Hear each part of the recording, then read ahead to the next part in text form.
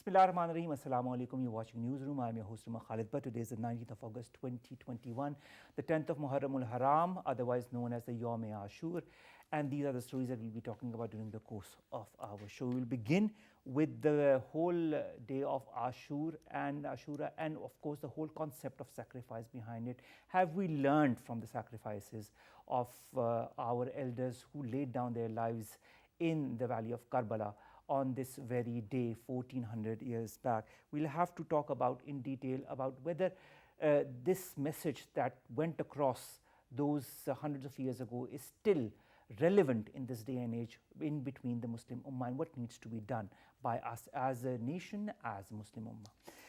We have also had messages from Prime Minister Imran Khan and the President of Pakistan on the occasion, and also there have been mourners who have taken up processions all across the country in a very regular manner, whether it be Karachi or Islamabad or Lahore. Then, ladies and gentlemen, we'll go to our second segment, and the second segment concerns the latest developments as far as Afghanistan is concerned. Afghanistan, it is being said, may be governed by a ruling council now that the Afghan Taliban have taken over, and Haybatullah Akhundzada will likely remain in the overall charge, as being said by a senior member of the Taliban. Also, the Federal Minister for Information, Fawad Chaudhry Sahab, on Tuesday said any recognition of the Taliban regime will be a regional decision, whereas the Foreign Minister Shah Mahmood Qureshi Sahab has said that the propaganda by Ashraf Ghani's ousted government against the Taliban has again proven false, as the insurgents have announced general amnesty and are not barring education of girls in the country. Also, China has said that it will come to the question of diplomatic recognition of a Taliban rule in Afghanistan only and after an open, inclusive and broadly representative regime was installed in Afghanistan. This is going to be our second segment. And finally, we'll be talking about the latest updates as far as COVID-19 is concerned, and what is being done in Pakistan, what is being done across the world, how much havoc is the Delta variant wreaking in Pakistan and across the world as well. There are different reports that we'll be talking about in short detail in our third story of the day. Let's begin with our first segment, ladies and gentlemen, and that concerns Ashura, the day of Ashura, 10th of Muharram al-Haram. On this very day, a sacrifice was laid down by the grandson of Hazrat Sallallahu Alaihi Wasallam, along with other members of his family, and this laid down the base of compassion, of sacrifice, of tolerance, of the passion and the zeal and zest to go for what you want to do, especially as far as the Islamic principles are concerned. Are we ready? Are we still believing in all of that concepts that were given to us all those hundreds of years back? We've been joined to talk about that with the Khurram Elahi. He is an academician and a lecturer. Thank you very much, Khurram, to have joined us. Thanks so very much. And we are seeing you after a very long time, so welcome back to our forum. Thank you so very much. Khurram, when you look at the sacrifices made all those hundreds of years back, there was a very important message that went across to the Muslims of the world, a message that remains even more relevant and prevalent in this day and age. Do we understand that? If you ask me for a genuine answer, I don't think we really have understood that. There's a very famous Persian verse, Indo Taqat az Hayat Ayat Padid, Musa o Firon, Shabir o Yazid. There has always been two powers in the world, and the world always balances itself on Musas and Pharaohs, and then Yazids and Hussain. But we always consider Imam Hussain or the philosophy of Hussain as the litmus test of any society. But I don't think we stand against all the tyrants in our society. I don't think we stand against all those cruel ones in our society. And the greatest of the message of Imam Hussain was that you never do a compromise, you never give a false pledge, you never accept false terms, you never do a bargain. There is no bargain when it comes. And you stay true to your resolve. You stay true to your resolve and to the resolve of Islam. Imam Hussain was observing that on the outside, Islam might look like what these people are observing, but the real core values of Islam are dissolving somewhere in their fanatic leadership, where they want to keep the authority within their family. And this is what not Islam is all about. So this is such a slight little thing to us in nowadays, where we're doing so many compromises in our life. So Hussain knew the greater causes needs greater sacrifice, and hence he went out and told them that I'll never give my pledge to you, and you don't deserve my pledge, and you need to keep Islam neat and clean out of these patriarchal values which you're carrying with the legacy and the way you're considering caliphate as your like you deserve it. When which you are don't. a caliph, you are a caliph of the people. Yeah. In fact, you have to serve the people. And this is also a concept that needs to be translated in this day and age in all of the different countries across the world. Now, if I would ask you what the whole concept of Hussainiyat is in a few words or phrases, what would it be in your point of view? I think never bowing down, no matter what. And this is what this age needs the most. We just do countless compromises, Mr. Khalid, every day to all those small things which we have considered that it's not bad to do all those things. One of the famous lines of Imam Hussain, that I'm going out and I'm giving them a reminder of my Nana, of my grandfather, and all those little values which my father taught me, Amar bil Maruf wa Nahi anil Munkar, and that's what my agenda is all about, that I'll stop them from all the false things which they're doing, and those things don't have to be massive or big. Just even those are tiny little things, and I'll hinder them, I'll stop them. I'll tell them that until Hussain is alive, you take a victory walk out there in Kufa, in Karbala. And this is what Imam Hussain beautifully did. He went out and he showed what real resistance is. The real resistance which we're observing nowadays is not about fighting back with a larger yardstick or with a larger stick or keeping a larger stick than your enemy. But Hussain taught like how the resistance can be lived in eras and ages, and that was when there's another famous verse of Iqbal which is translated in English, that we still live the takbir, we still live the Allahu Akbar of Hussain. We're still listening to the echo of that one takbir from Karbala, which we are trying to copy in our lives, where a small takbir which was without a compromise, without any hint of slavery, without any hint of bowing down to a tyrant leader who was just who was actually a wolf and trying to show himself as a sheep, and he was not. And this is where everything of Islam went wrong in the history. There's a famous verse of Iqbal, Gar sahibe hangama nahi mimbaro mehrab, di bandae momin ke liye maut hai ya khab. Religion either becomes a dream or death if you don't have the right leader in the mosque. And this is what Imam Hussain wanted us to know, that religion is not only about those few verses which we can recite. Religion is a way of life. Yeah. In fact, it is much more than just a few verses of the Quran or a few verses of the Sunnah or Ahadith. Now, our Prime Minister also on the occasion said that Imam Hussain became a symbol of force against falsehood and strength for all the movements fighting against tyranny in the times to come. He also said that the nation should not desist from sacrificing the life for the supremacy of the principles of truth and justice.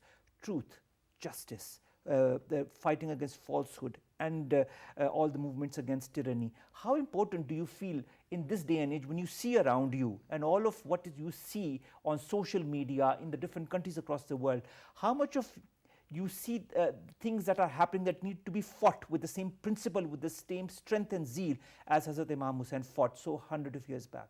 If you Google, you get a lot of literature that right now the world has been taken over by toxic leaderships, the same phenomena which Imam Hussain was fighting. They appear to be liberals or they appear to be Democrats, but inside they are toxic leaders who are narcissists, who are cynical, who want more power. They're not servant leaders. They don't want to serve first to the people they're following. And Imam Hussain stood against for the same thing. And he actually showed off what is to be the servant leader. He was out there with his family, and like in 1980s, the West came to know about these phenomena and they theorized that. And Imam Hussain actually did that in 1980s, that look, when you look at Yazid, he's not one of the leaders which Islam portrays, but in Islam, the leader has to be the servant first. And this is where he has gone wrong. And apart from that, when we look at the neutral history, we see there are so many other things which were associated with Yazid, which were not of Islam, yet there were slogans of Islam, yet there were chantings of azan coming out of his house, the mosque or his palace. This is again, we need to take a check again. We don't need more Abdullah bin Ubay in our societies. We don't need more Yazid in societies who might chant. But our societies are so full of people such as Certainly, Iqbal said, Kari nazar aata hai haqiqat mein Quran. Jab tak tere zamir pe na ho nazul kitab. Until you're only, reciting verses, you cannot declare yourself to be a Muslim. Because to be a Muslim, your batin, your inner self, there should be a particular peace out there. And that peace was with Hussain, that tranquility was with Hussain, that was not with Yazid. Hence, the history proved. If we take the Hegel's formula, the history proved that to the thesis of Yazid, the antithesis of Imam Hussain gave us the synthesis of the modern Islam, the real Islam, the Islam which resists tyranny, the Islam which resists cruel people like Yazid, which again are in our society. One thing which I missed, which PMIK said, and as our teachers told us, Hussain is the litmus test. Whenever, in every day, you have the option to be the Hussain or the Yazid. Of course. And there are times when we witness people acting like Yazid in our community, and yet they claim to be from the clan of Hussain. And this can't be true at the same way. So we need to follow the ways of Hussain instead of only cramming those values. The time has arrived. We're already in 2021, the global world, the things are shifting, you cover that every day. The world is heading to Mars, and we still are trying to figure out that whom values to follow. Exactly. Where do we stand, in fact? Why this dichotomy? Why this duplicity? Why this hypocrisy across the world as far as the core values? I mean, these are values, whether you're a Muslim or non-Muslim, whether you're Ahl Tashi or Sunni or any other sect of Islam, this is a universal principle that everybody has to follow in order to become a better human being. Why hasn't the world understood that? And another thing, when we talk about religion, we consider that religion is something peaceful which we practice in the jungle, like Buddha finding our personal God. Course. And this is again beautiful mix which Imam Hussain showed us, that even while you're fighting with someone, you can actually reflect your best of the best practices. So coming back to the point which where I wanted, from the Devil's Parliament, which is Iqbal's very famous poem, the last advice or the suggestion which a devil gave to his followers, कि मस्त रखो ज़िक्र फ़िक्र सुबगाही में से, पुख्ता तर कर दो मिजाज खानकाही में से. Let them be happy in their passive mysticism. This is what Hussain told, that I'm a mystic, I'm a Sufi, I'm son of Ali, I'm grandson of Muhammad, but I don't shy to go out when it's required. My eye is as softer and my hand is as harder as the enemy. And I think required. This is something that we need to really understand in this day and age. We've also been joined by Professor Abbas Ali Shameli. He's an Islamic values educator at the International University. Sir, can you hear us? Professor Shameli, can you hear us? All right. We'll be back with Mr. Shameli as soon as we get hold of him. Now, Khurram, the pain, the wound, the grief of those hundreds of years back, of those handful of Muslims who stood in front of those thousands of tyrants that wanted to give them a piece of their mind one way or the other, but they laid down an example for so many others to follow. Is that wound, is that grief still fresh in people's minds, those who adhere to the true Islam? Certainly it is. It is very fresh, and it takes us back to Surah Baqarah verse 155, where God tells us that you'll be tested by fruits, by your children. I'll test you by sending you some hardships. You might be hungry for some few days. But Imam Hussain is the only entity in the world, minimum, which I know, who went through all those tests which are given in Surah Baqarah verse 155 in one particular space-time. So in one particular day, on the day of Ashur, Imam Hussain fought with hunger. He saw the pain of his own kids, and then he saw the pressures which were on his own personal consciousness, that I'm about to lay life for the betterment of the religion, to vanguard my religion from those all artificial things which Yazid want to add up in my grandfather's religion. And this is the last thing when the person came and he said that I'm gonna cut off your throat, and Imam Hussain said, तुम मुझे मौत से डराते, do you scare me from death? मौत को समझे गाफिल इख्तिताम ज़िंदगी, ये है शाम ज़िंदगी, सुबह दुआ में ज़िंदगी. Death is like a perpetual beginning for me. This is what Imam Hussain said. And this is again such an amazing opening of a research world that Imam Hussain didn't shy away. He didn't fear death at all. When we look at his sermon of 10th, though the pain is alive in our heart, though we are sorrowful, though we are mournful, but Imam Hussain never gave a hint of being coward, being a hint of that I'm scared, or I'll do a compromise if you give me some leverage of water. On the 10th sermon, he was as focused like as anything, like he's sitting in a wonderful place and like having a conversation with his enemy. So this again tells us that we should only fear God no matter how powerful the enemy is, and we know that things change when we only fear God. Well, when we talk of focus, determination, and the zeal and the passion, and that love for Islam, the love for Prophet sallallahu alaihi wasallam, there are also other things that Hazrat Imam Hussain has taught us, and that is to rise above hatred, malice, sectarianism, of course, in lines not only with the teaching of Islam, but also the teaching of Hazrat sallallahu alaihi wasallam, and also something that Hazrat Imam Hussain showed by laying down his life and those of his near and dear ones. How much do you feel we need to adhere to that? We see a lot of sectarianism, a lot of hatred, a lot of issues amongst people, a lot of social issues that I've talked about in different shows in the past as well. Do you feel if we truly understand that whole concept, those teachings, that we can rise above and beyond and become better human beings? I don't think so. You're very right here. When Hur, he saw Imam Hussain, he was the first one to come and stand with Imam Hussain. In our age, if someone from the enemy's clan come and support me, I would say, no, you're just another betrayal, you're just another trick. So we have so many doubts in our society, and those are like, that's catching up as a plague rather. And secondly, Imam Hussain, the greatest of the message which he taught to all the religious people of this age is that come out of your shrines and practice religion as Hussain. You cannot practice religion as a passive phenomena where you're only trying to make God happy, and then there is another world outside where you're betraying people, you're creating hatred, and then you're again going for Isha and you're again talking with the God and praying for your mercy. There is no dichotomy at all. Religion is one single flow of mind. Either you're at the war, or either you're at playing with your son, either you're about to get hungry, or either you're about to take a pledge. There is no dichotomy in the religion. And this dichotomy has brought us here. Iqbal beautifully said that for me, religion is nothing but the highest form of curiosity to see God.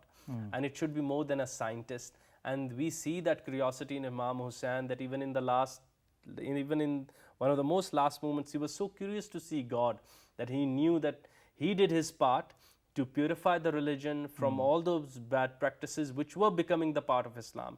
And imagine what went wrong with Christianity.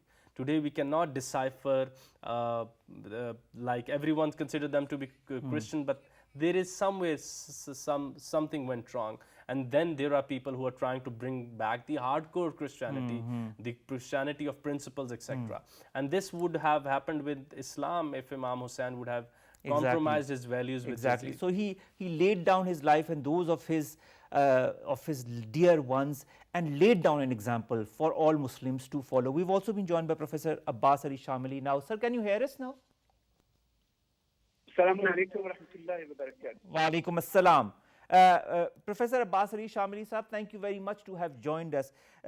Sir, Muharram al-Haram, the day of Ashura that we are of course seeing today, how much does it rekindle the flame of faith in all those who are seeking faith, and how important is for Muslims of the world to seek faith in through the example of Hazrat Imam Hussain?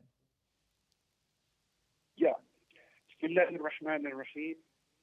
Alhamdulillahi Rabbil Alameen wa salamun ala al-mursaleen wa sallallahu ala sayyidina wa nabiyyina Muhammadin wa alihi tayyibin at-tahirin. Indeed, to my opinion, the movement of Abu Abdullah al-Hussain is supplying and offering us a new school of thought to take lessons and messages for the daily life. If I could provide you the list for the lessons and messages that one could take from Imam's movement, number one, Imam Hussein's movement provided us a lesson that Islam is a religion which joins and combines faith into state.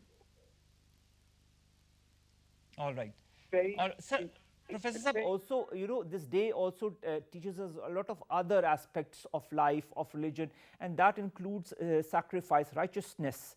How important is it in this day and age when we are so afraid of things around us? Whenever something bad happens, instead of standing up to the oppressor and telling him what you are doing is wrong, we go out and move away and go in retreat in our shells. How much is it important for us to also realize what Hazrat Imam Hussain taught us all those hundreds of years ago, to stand up to any form of tyranny and oppression? Yes, when you say that the Islamic model of Imam Hussain is a model which joins and combines faith into a state, then number one, the very first form of tyranny is a government headed by Taghut. This was the very first light that provided by Abdullah Hussain. You know, Marwan Hakam in Medina addressed Imam Hussain and said, what happened? What is wrong with the government? What is wrong with the society? People are conducting prayers, they are going Hajj, they are just doing fasting. Everything is okay. You are living in a Muslim society. So what is it wrong with you? What is it wrong with the society? And Imam said in a very clear understanding, إذا بليت الإسلام براع مثل يزيد على الإسلام السلام. If the society is stuck, is suffering from a political government headed by a person such as Yazid, then in that moment you have to say goodbye to Islam. Why? Because the very concern of government is not Islam. It's not Allah subhanahu wa ta'ala. It's power. It's hegemony. So, all right. This is Professor Saab, also how important, with seeing all the teachings of Hazrat Imam Hussain and there are so many things that he has stood up for, and he has left us with so many things that we need to understand, follow, and decipher properly in order to become better human beings and better Muslims. And I think the message of Hazrat Imam Hussain does not really confine oneself to just the Muslims of the world. It also is a very broad message for all of humanity.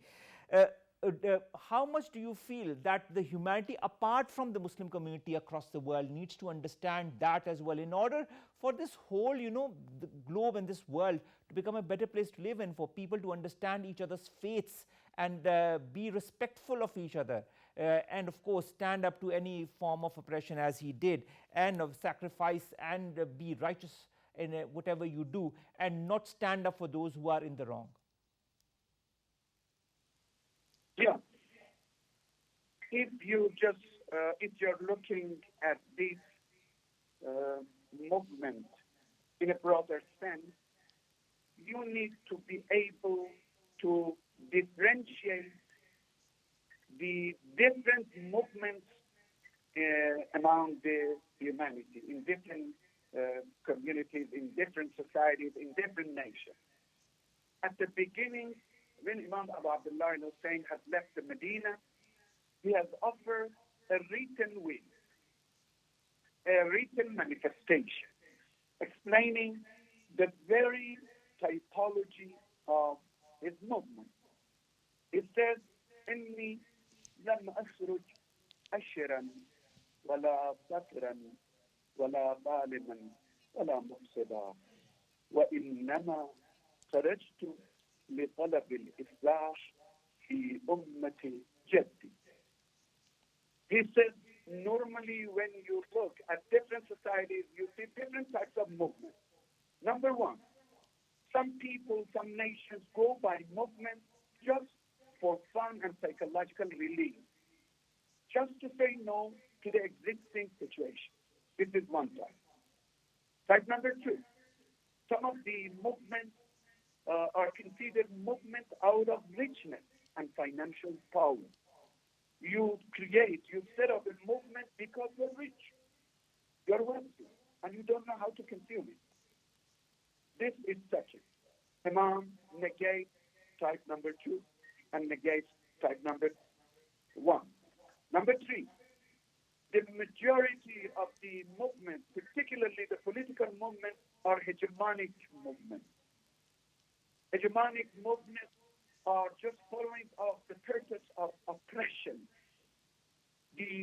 Are following of the top-down model in terms of social relationships. Imam said, my movement is not because of tyranny and oppression. And number four, some of the movements come out of corruption, evil concerns. Some people just provide a movement. They try to attempt to have a movement because of creating evil concerns to make humanity stuck with different types of corruption, whether sexual, whether financial, whether, different types. And Imam movement is movement for religious reform. When you talk about religious reform, the typology and the modeling out of Imam movement is for creating religious reform. When you talk about religion, you have to keep in your mind a triangle: belief, values, rituals. So Imam's movement was trying to provide humanity with a new model to establish and to reform their belief system, their value system, and their behavior. Of course, that is so true. This was a model of humanity that Hazrat Imam Hussain provided to not only the Muslims of the world, but also entire humanity for them to follow. And we really hope that the message gets across to the new generation of people as well, who do not understand how important are those values, are those principles that we need to adhere to, that we need to follow, in not only in order to become better Muslims, but also in order to become better human beings. Thank you very much, Professor Abbas Ali Shameli, to have joined us and to have talked to us about, and in the studio, thank you very much, Khurram Elahi, to have joined us. I had a wonderful conversation with you as well here to talk about different aspects of the philosophy and the sacrifice and the whole concept of Hussainiyat, and what today's day, that is the 10th of Muharram, has taught us, and what we need to understand and absorb from it. Thank you very much, Khurram Elahi. Let's go to our second segment, ladies and gentlemen, and that concerns the latest situation that emanates from Afghanistan. More in the following report. The post-American withdrawal of Afghanistan has accelerated some fundamental shifts in the regional and international geopolitics. The fall of Kabul prompted great powers and regional actors to undertake some indispensable decisions to pragmatically navigate the fast-changing situation on ground. One of the most significant decisions yet to undertake is recognition of the Taliban government, which will grant international legitimacy to the group's spectacular takeover of the country. Pakistan, as a responsible global actor, has already assured international community that in offering diplomatic recognition to a Taliban government in Afghanistan, Islamabad would follow the lead of extended troika. During his recent interviews to the international media, Pakistan's U.S. ambassador Asad Majid Khan has categorically declared that according diplomatic recognition to nascent Taliban government depends upon Taliban's conduct and decision of international community. Echoing Pakistan's stance, Chinese Foreign Ministry spokesperson emphasized that China would seriously ponder upon the question of diplomatic recognition of Taliban rule in Afghanistan only after an open,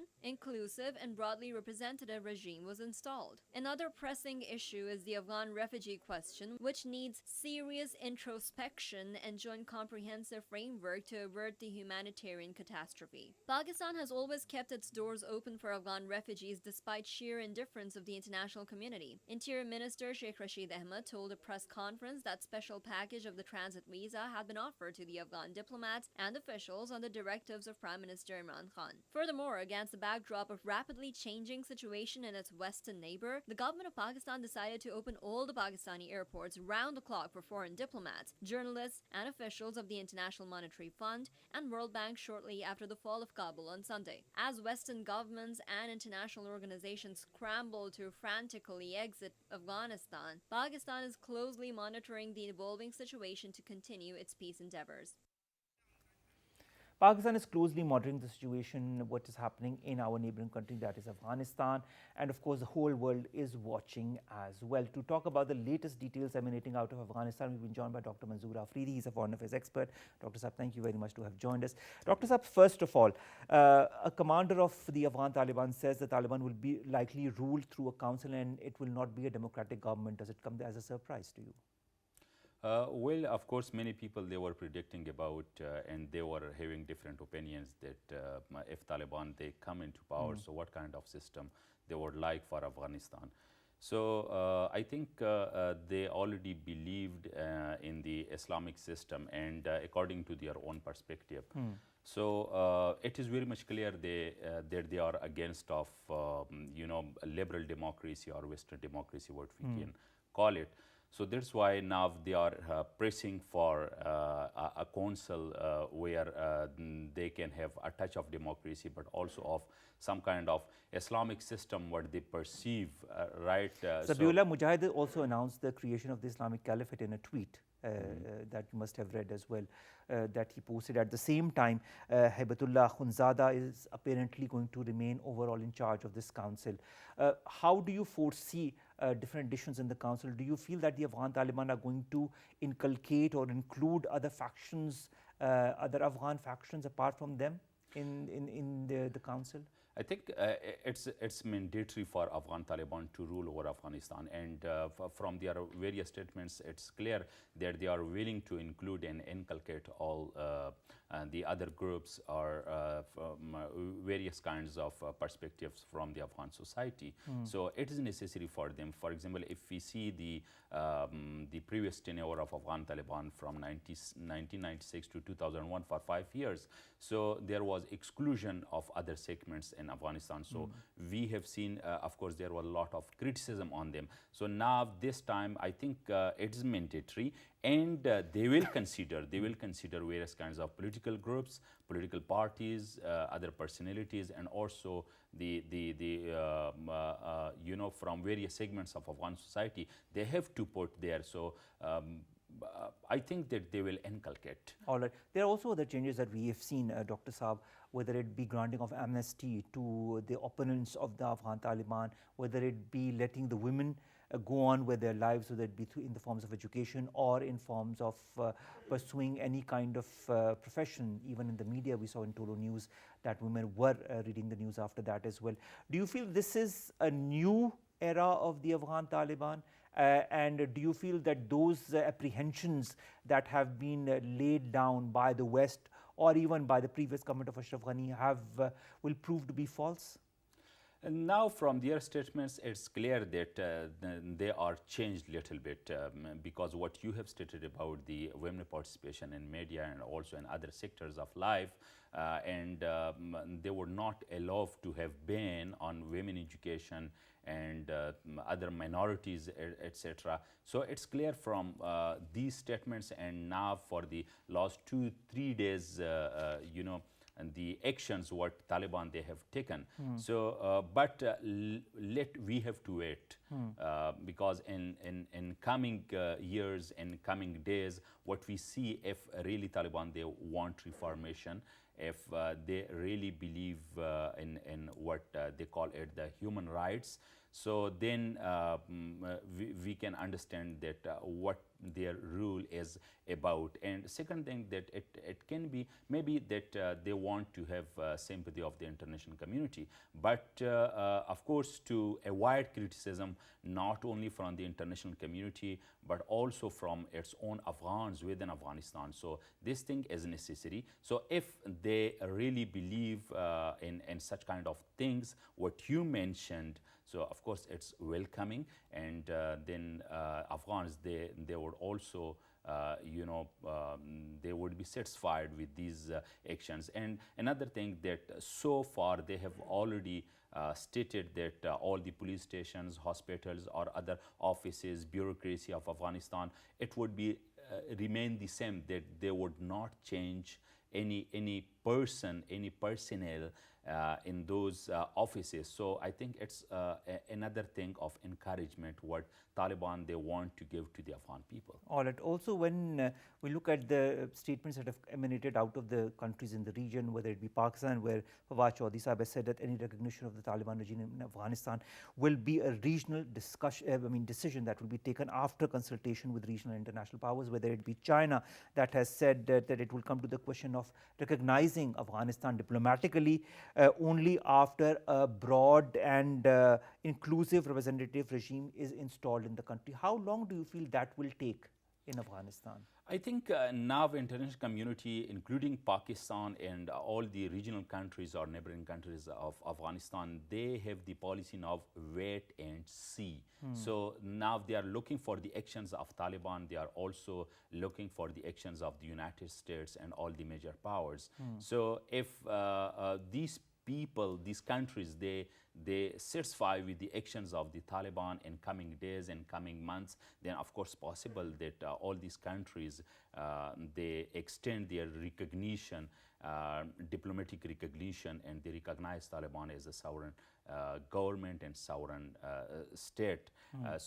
But I think that it will, all these countries, for example, China, Russia, Pakistan, and some other neighboring countries, they will recognize, because the diplomatic person, the diplomatic staff over there in the embassies of Russia and China, they've already stated that they would not withdraw them. In fact, there are 4 countries that are currently having embassies that are open inside of Afghanistan. Yes, so it means that now Taliban, they have also recognized the fact that we have to go with the international community. So we can't run the government without the support and sympathy of international community, especially the neighboring countries. So I think that these countries in later days and in coming days, they will recognize Taliban. All right. Now, when it comes to regional consensus, whether it be the Afghan Taliban that have gone to different countries, whether it be Central Asian countries or Russia or Pakistan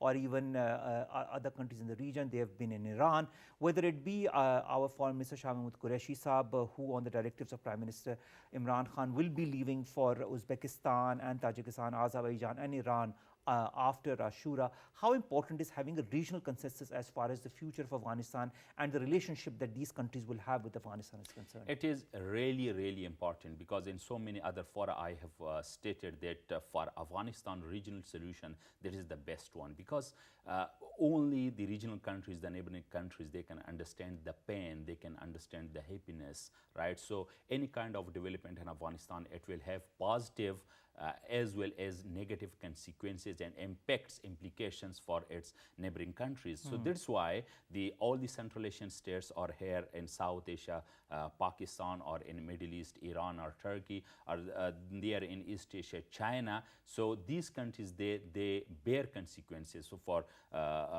that's why many forums they have been developed, like China convened so many conferences and meetings between Pakistan and Afghanistan during the Ashraf Ghani era, and also Moscow conferences. Those are very much clear what Russia convened, and Pakistan was there. All dozen countries they participated. So that's why the regional solution and the consensus, if regionally developed on Afghanistan, because there is BRI, there are so many other developmental projects, and the world is changing, this region is changing.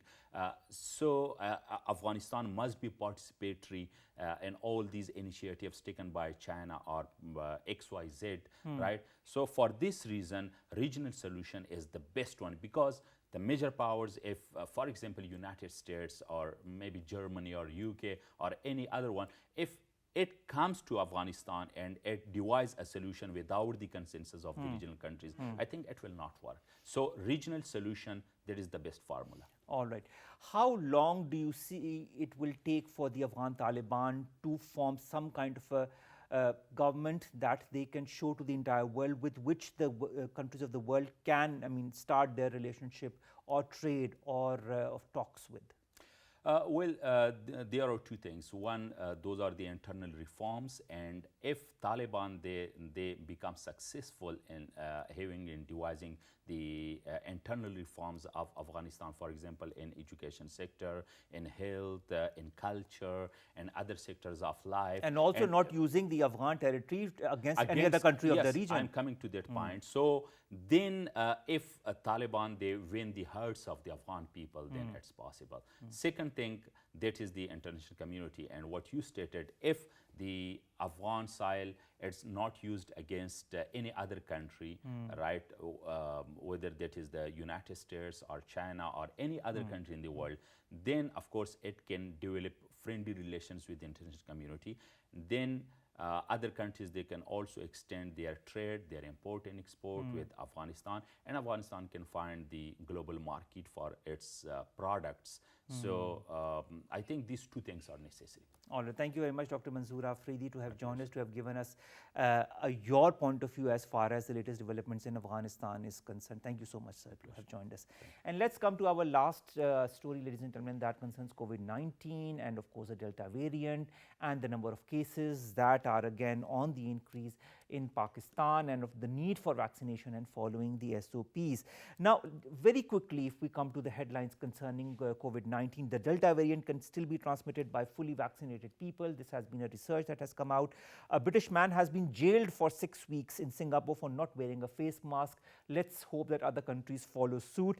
Islamabad, Azad Jammu and Kashmir, and Gilgit-Baltistan have collectively recorded 847 cases of the virus and 3 deaths. Khyber Pakhtunkhwa, the highest number of cases in 3 months, that is 770 cases in the last 24 hours. Punjab has reported 1,336 cases, the highest since the 17th of May. When it comes to other countries as well, Philippines has recorded the second largest daily COVID-19 infection. So has Malaysia, that has reported 22,948 coronavirus cases in a new daily high. The number of cases are increasing across the world, and that makes it even more important for us to not only follow the standard operating procedures, wear the mask, keep washing your hands, keep a safe distance, especially in crowded places, avoid the crowded places, and you know that very well, whether it be Ashura, continuing to wear the mask, or in a mosque, in a procession, anywhere, be very wary of that, and of course follow the other standard operating procedures as well. Keep washing your hands and get yourselves vaccinated. Whichever vaccine you get, please get yourself vaccinated, because it will reduce your risk of getting the severe symptoms of COVID-19 if and when you get that. Be very careful. You can save us, you can save your family, your surrounding, and our country, Pakistan. Allah Hafiz.